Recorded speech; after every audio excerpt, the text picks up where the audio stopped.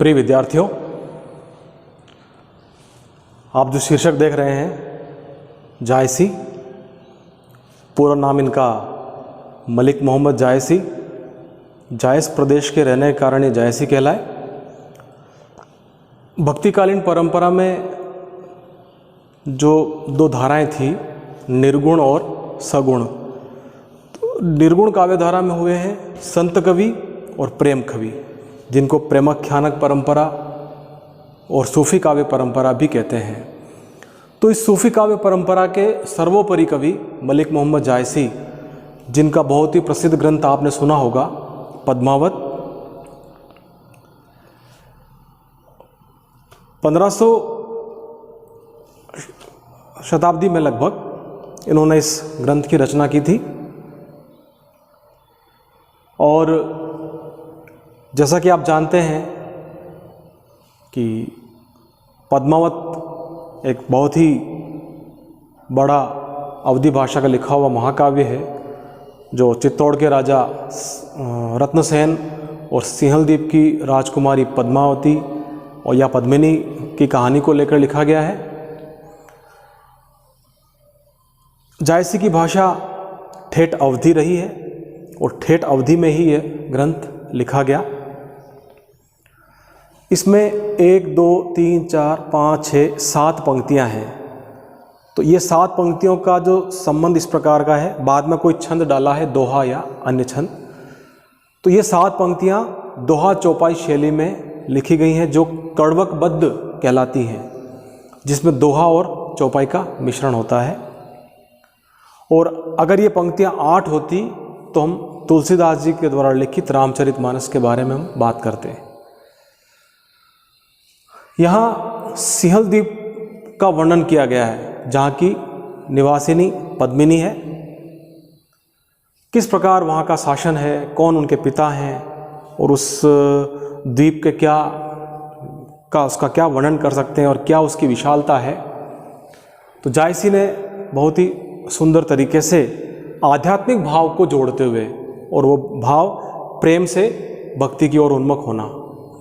तो यहाँ जो प्रत्यक्षतः नायक नायिका नज़र आते हैं, तो सही मायनों में यहाँ पर नायक दूल्हा है और नायिका दुल्हन है। उसकी प्राप्ति के लिए, यानी कि आत्मा परमात्मा की प्राप्ति के लिए जो प्रयास करती है, उसी को इस कथा के माध्यम से वो दर्शाते हैं। फिलहाल हमारे सामने एक पद्मावत की एक बहुत ही मशहूर कथा है, और इन 2 पदों को मैंने आपके समक्ष लिखा हुआ है, तो इसका वर्णन हम यहाँ पर करेंगे। आपको कथा समझ में आती रहेगी। सिंहलदीप कथा अब गावों, औसो पद्मिनी बरनी सुनावों। निर्मल दर्पण भांति विसेखा, जो जेहि रूप सो तैसे ही देखा। जायसी का कथन है, कहते हैं कि मैं अब आपके सामने सिंहलदीप की कथा गाने वाला हूँ, कहने वाला हूँ, करने वाला हूँ। मैं अब आपके सामने सिंहलदीप की कथा कहने वाला हूँ। ओ सो पद्मिनी बरनी सुनावो, और साथ ही पद्मिनी का वर्णन भी करने वाला हूँ। तो पद्मिनी का संबंध सिंहलदीप से है, तो निश्चित ही सिंहलदीप के वर्णन के पीछे जो उद्देश्य है वो पद्मिनी का वर्णन करना है। निर्मल दर्पण भांति विसेखा, और उसका वर्णन कैसे? निर्मल दर्पण के समान है, विशेषता लिए हुए है, क्योंकि दर्पण जिस प्रकार अपनी छवि को हूबहू दिखाता है, उसमें कोई भी परिवर्तन नहीं दिखाता। जो जेहि रूप सो तैसे ही देखा, यानी कि स्वयं जायसी कहते हैं कि निर्मल दर्पण की भांति मैं उस कथा का वर्णन करने वाला हूँ, यानी कि कोई बढ़ा चढ़ाकर नहीं कर रहा हूँ। वो कथा अपने आप में ही बढ़ा चढ़ाकर है, वो उसका वर्णन ही अपने आप में बड़ा ही अप्रतिम है, विशाल है और खूबसूरत है।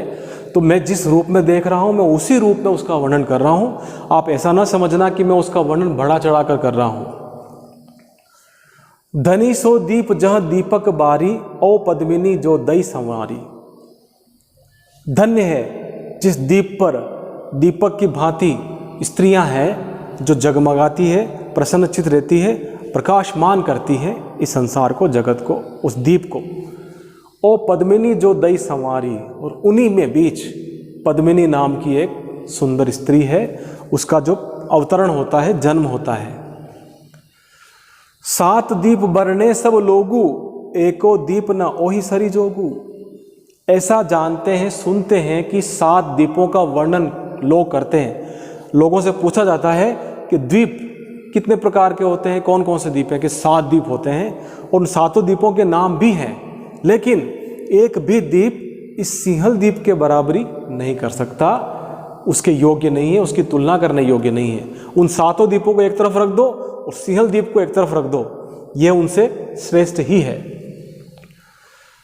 दिया दीप नहीं तस उजियारा, शरण दीप सही सरी होई न यारा।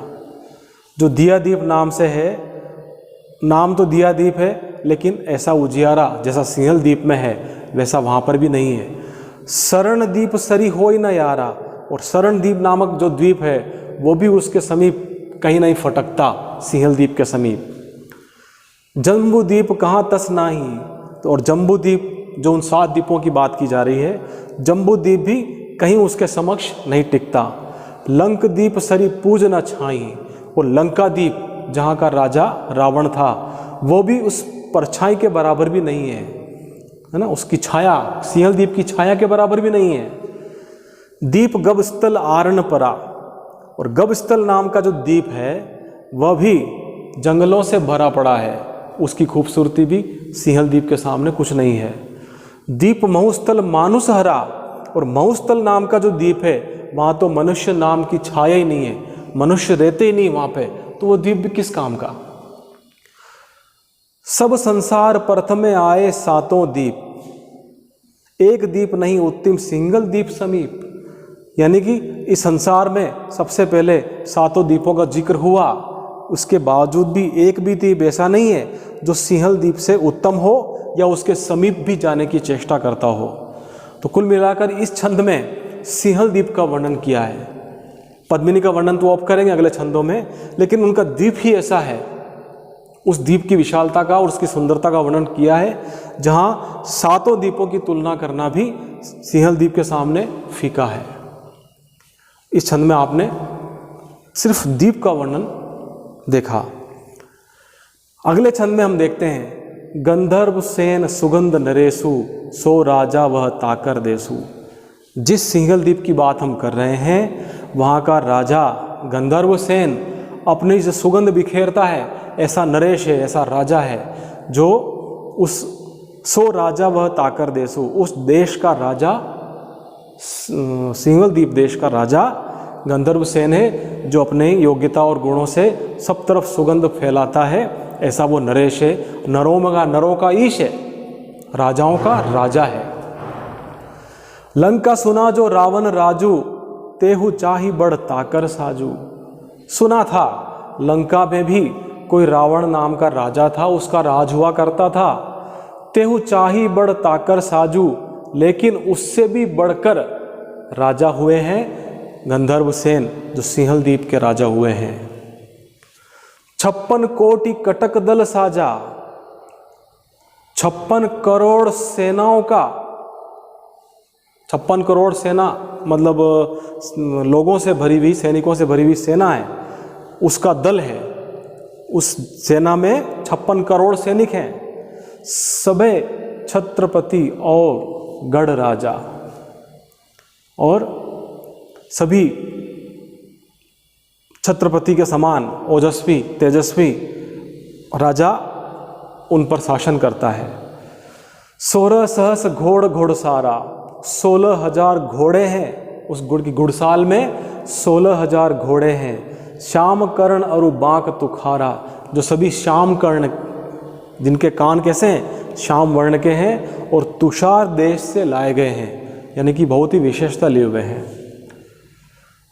काले वाले जो कान होते हैं, काले कानों के घोड़े को श्रेष्ठ माना गया है इस वर्णन के अनुसार। हम देखते हैं 7 सहज हस्ती सिंहली, 7,000 सिंहली हाथी हैं, और हाथी भी सिंहली बहुत प्रसिद्ध माने गए हैं, जो 7,000 की संख्या में हैं। जनु कबीलास ऐरावत बली, जिनका कबीला, उनका समूह ऐरावत हाथी, जो इंद्र का हाथी है, उसके समान बलशाली है, ताकतवर है।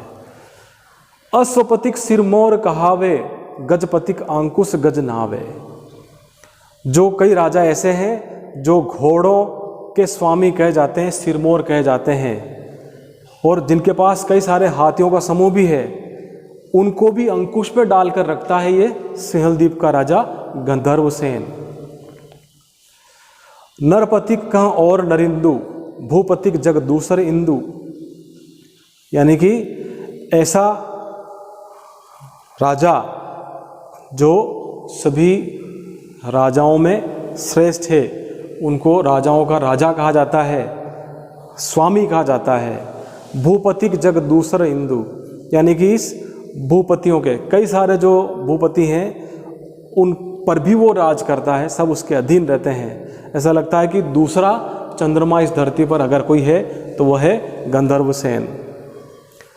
ऐसे चकवे राजा चहुखंड भय होई, ऐसे चक्रवर्ती राजा जो अपने इस रूप की वजह से चारों तरफ भय का वातावरण फैलाए हुए है और उस चक्रवर्ती राजा से हर दिशा भयभीत रहती है। सबे आई सिर नवाई, सरवरी करे न कोई, सब आकर के उनके समक्ष अपना शीश नवाते हैं, कोई उनकी बराबरी नहीं करता है। तो कुल मिलाकर दूसरे छंद में हम देखते हैं कि इस सिंहलदीप का जो वर्णन करने के पश्चात जो वर्णन किया हुआ है वो उस सिंहलदीप पर शासन करने वाले राजा का वर्णन है जिसका नाम गंधर्वसेन है।